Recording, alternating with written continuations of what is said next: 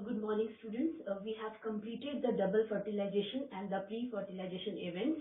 Today in this video, I am going to start with the different post-fertilization events. Post means after the fertilization is over. Once the fertilization is completed, then the next very step is the post-fertilization. So this post-fertilization events, it also shows certain development of structures also. So the first very structure is the endosperm development. Endosperm development. Second is the embryo development. Right. Third is the ovules changes to seeds. Right. And the ovary changes to the fruit. So these are the four main events which take place in post-fertilization events. So first is the endosperm development, second is the embryo development, third is the when ovules will get changed into seeds, and last and fourth is the ovary changes into the fruit. So these are the four main events which are going to take place in post-fertilization events. So in this video, I am going to start with the endosperm development. Now, in endosperm development, what is going to happen? So, in endosperm development, what is the endosperm? Again, coming back to the diagram of embryo sac. If you remember, a quick recap that is important for you to remember this diagram. So, this was the chalazal end, right? And this was the micropylar. End, right? And here we were having the antipodal cells, and here the synergids, one between these two synergids and one egg cell. Center we were having the two polar nuclei, right? Which one of the male gamete the fusion is going to occur, and this is going to be the primary endosperm nuclei. So what was this? These were the antipodal cells. This is the primary endosperm nucleus. Right? Here are the two synergids. These are the two synergids, and here is the egg cell. Right? So this was the diagram where we have discussed. Now, during endosperm development, what is going to happen that these antipodal cells, they are going to degenerate, right? So I can draw them like this. Now, they are going to making the size of the cell smaller, and this is showing that they are going to degenerate. So antipodal cells are going to degenerate. Again, the synergids, as we have discussed earlier also, that they will also degenerate, right? Once their work is done, now they will degenerate. Now what is this? Was the central cell, if you remember.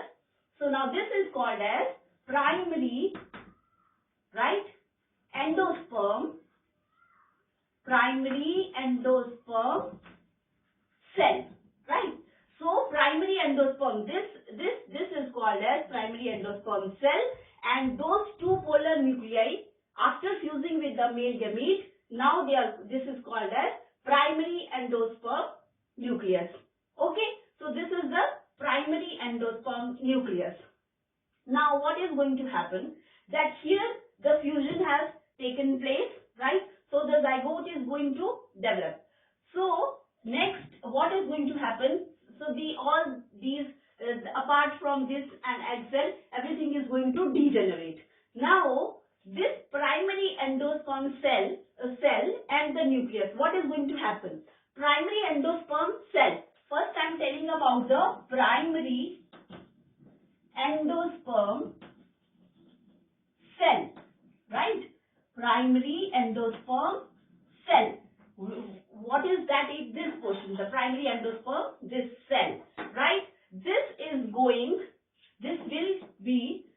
converted into primary by the division of the cell, this will form a primary endosperm tissue.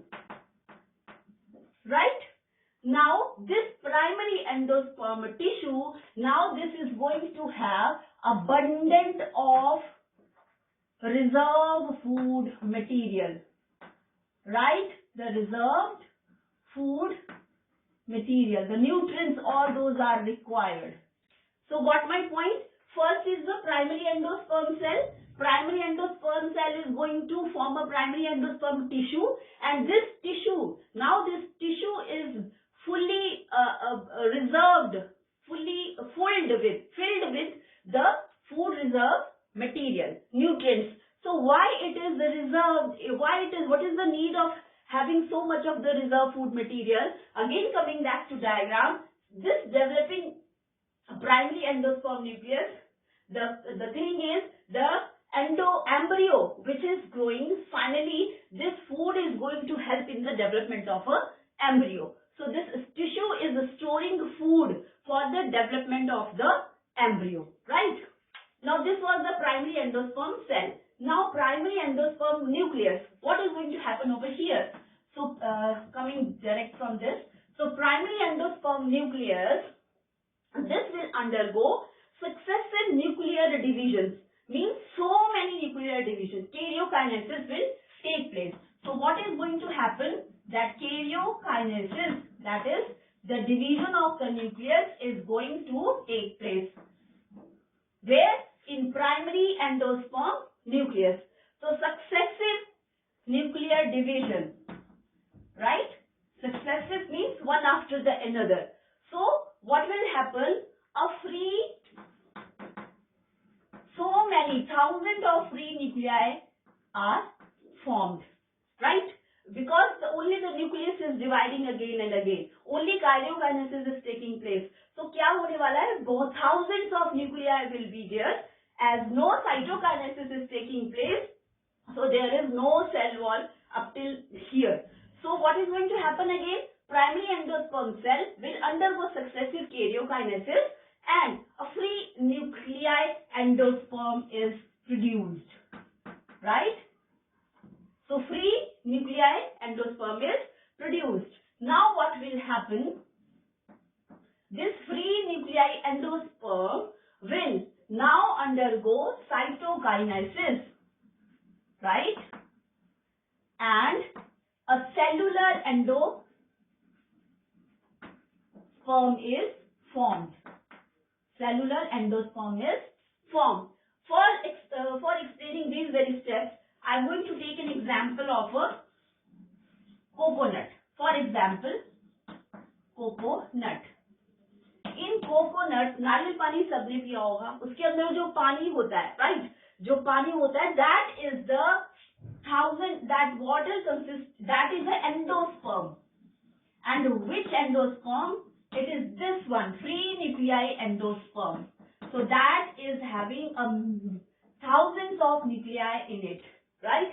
And once this step, the cytokinesis is going to be started, then the kernel or the white thing, the white creamy thing, which is little bit that is the cellular in mature coconut. So that is the cellular endosperm, right? So this is again important example in case of taking the case of a coconut. So the free nuclei, the water part which you are having, that is the free nuclei endosperm, and the white thing you are eating, that is a cellular endosperm. As the cytokinesis, that is the cell division, is going to take place after this very step. So in this, what we discussed, what is going to happen with the primary endosperm cell and the primary endosperm nucleus. Now, what is the main work of endosperm, right? So endosperm, as you know, that this is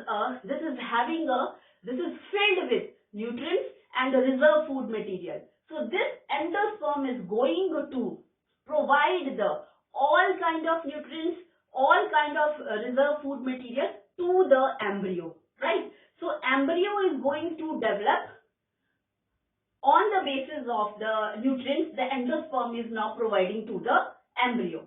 Again, there are certain situations, or you can see there are certain seeds where the endosperm is completely utilized by the seed, or the endosperm may not be completely absorbed by the seed. Now there are two cases. First case is if the endosperm, case 1, right? So what regarding the endosperm? If the endosperm is completely consumed by embryo, right, then in such kind of seeds, now the cotyledons are going to provide the nutrients to the growing embryo, right? So when endosperm is completely consumed by the embryo, then in that case, from where the nutrients are going to come? Once the endosperm is no more, then the cotyledon will help in providing the nutrition to the embryo. Now case second is if in some plants, so endosperm is not completely consumed, right? So endosperm not completely consumed. In this case, what is going to happen? Then in that case, if it is not completely consumed, then again cotyledon will again come into the picture, right? Cotyledon is going to take the nutrients from the endosperm, and this cotyledon will now provide all the nutrients required for the embryo growth, right? So these are the two cases. Example is, for example, when the seeds where the complete consumption of the endosperm have taken place. So the example in case 1, I'm writing over here.